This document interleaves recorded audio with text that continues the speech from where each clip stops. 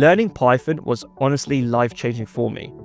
It's what kickstarted my over 5-year career working as a data scientist and machine learning engineer, and I've managed to land multiple 100k job offers along the way, from big tech to startups.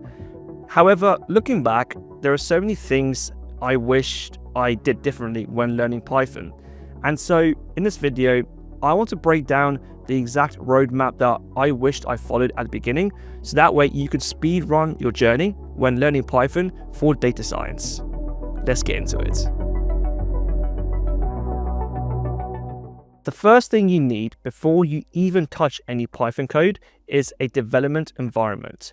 These development environments are basically just apps or software products that allow you to be more productive when coding. So things like syntax highlighting, error finding, and just general formatting. It basically allows you to write code in a really nice way, the same way you would use a Google Doc to write words. For complete beginners, I recommend you start with a notebook type environment, and there are two main ones.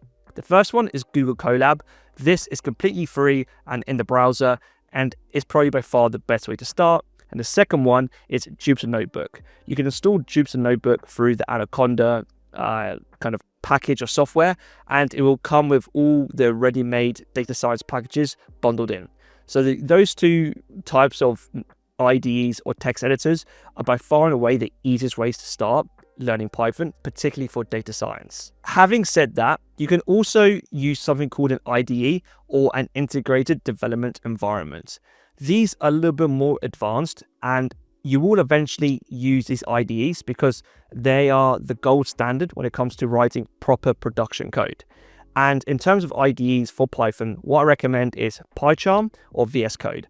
I personally use PyCharm, but the majority of people use VS Code. Either way, they're easy to download, and they're both very popular, so you can't go wrong. The main thing is just choose one and start. Don't get too much analysis paralysis about choosing the right editor for yourself. One thing you might be thinking is, what about the AI tools?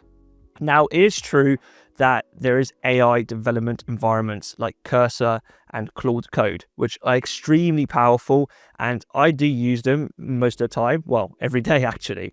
But if you're trying to learn Python, I don't recommend using these AI tools to write the code for you, because what's the point?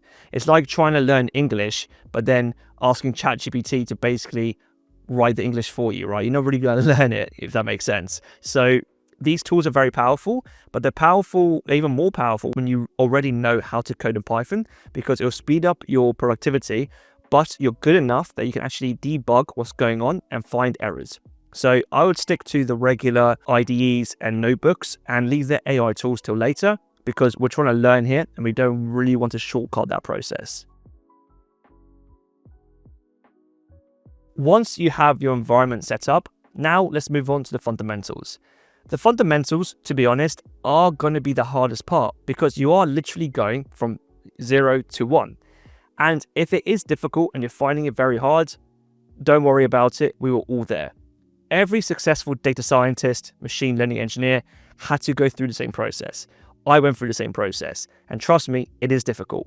But if you stick at it long enough, you would eventually just, make really quick progress, and everything will click, and eventually you will become that great data scientist or machine learning engineer like everyone else has become who stuck at it long enough. In terms of main areas, these are the things you should learn.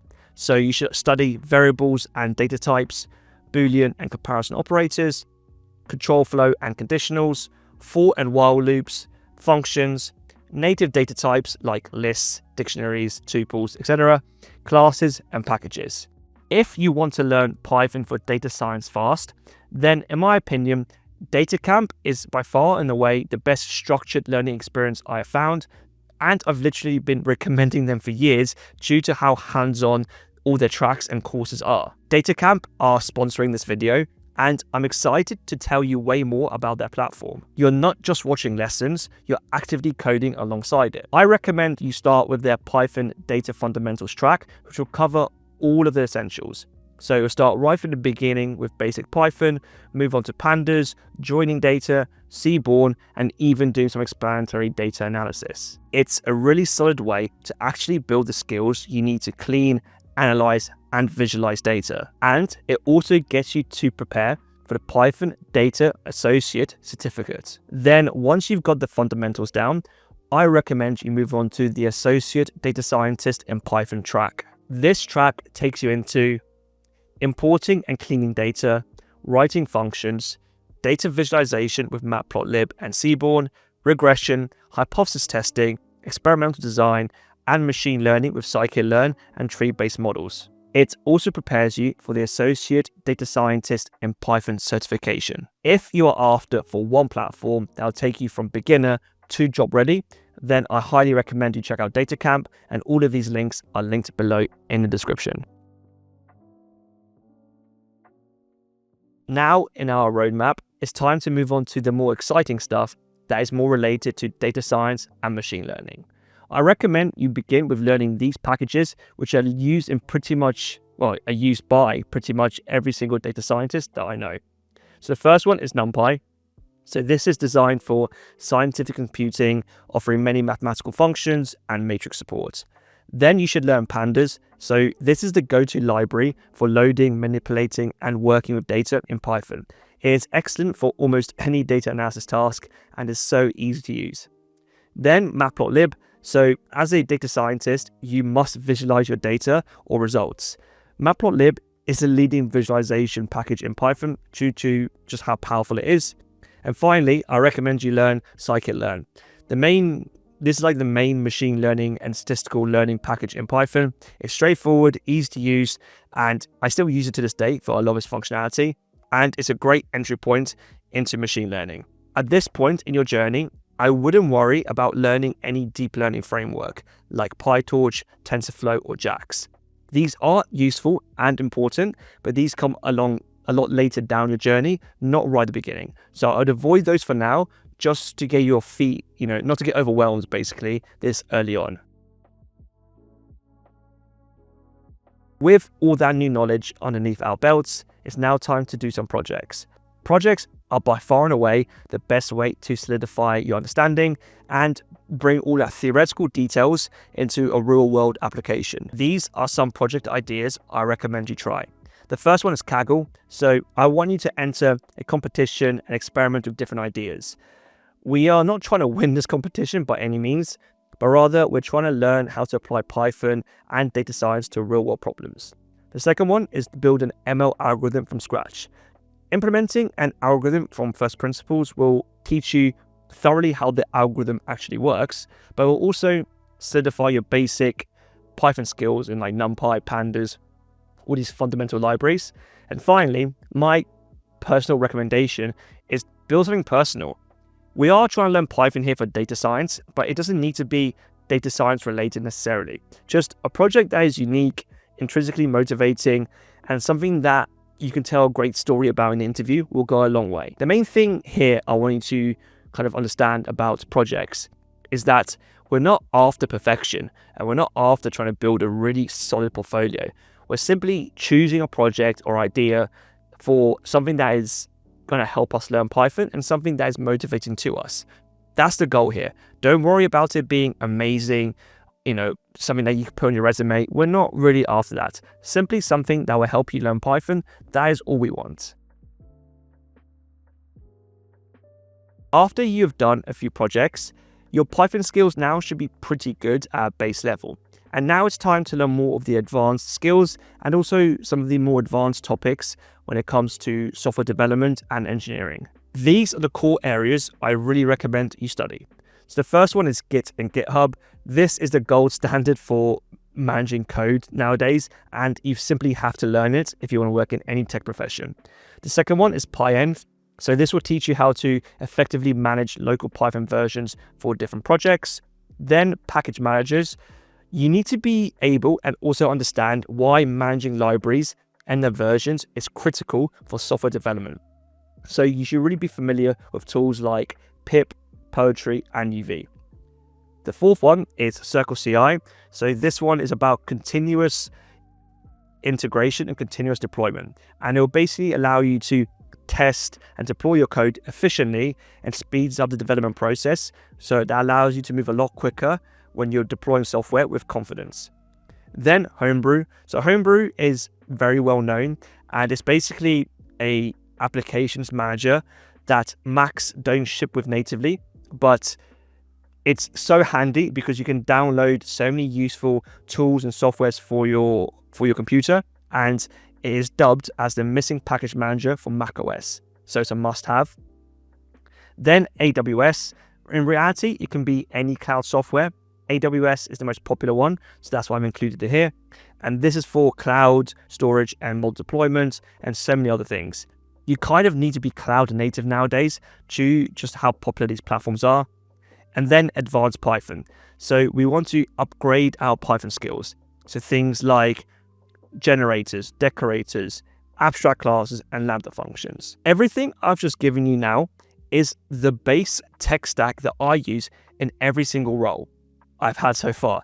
Like, those are the consistent tools and technologies that literally every data scientist and machine learning engineer works with, from big tech to startups.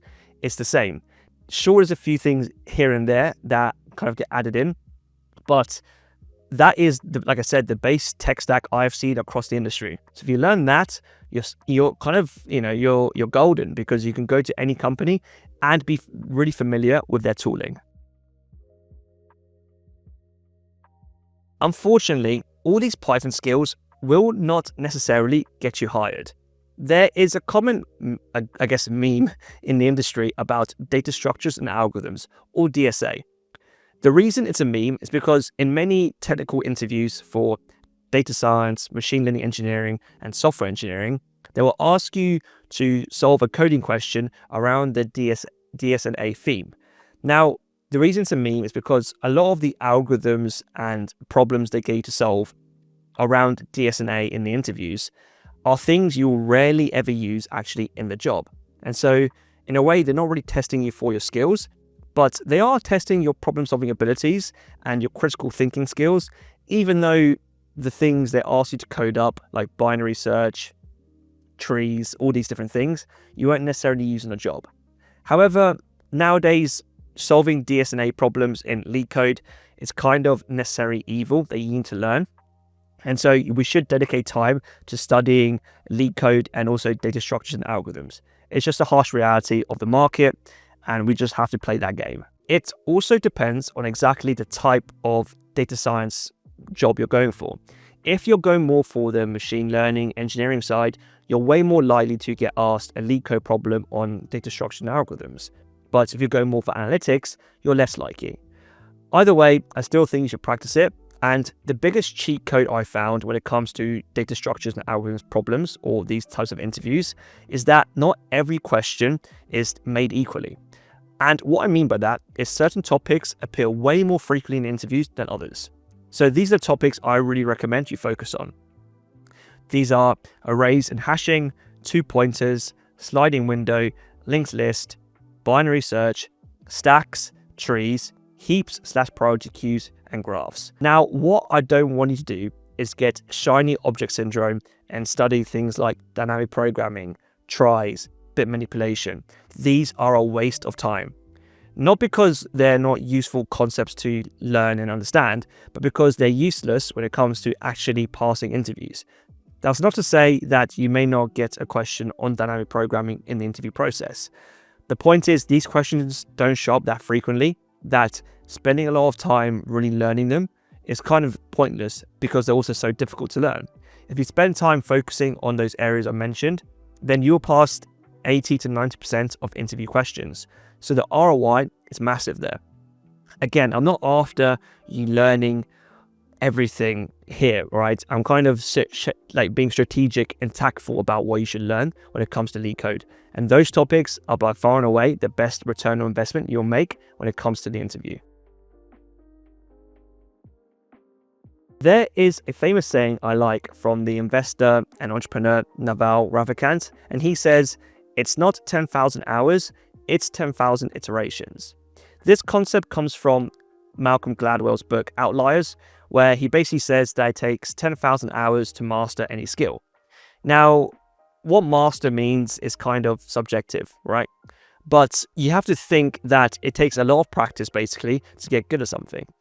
And you should take that same attitude when learning Python, because you're not going to be really good in Python after a month, 2 months, 3 months. It's going to take 10,000 iterations. It's going to take you 10,000 lines of code. It's going to take you 10,000 hours. It's a long time. And so in an ideal case, I basically want you to practice every single day and just spend time really deeply understanding it.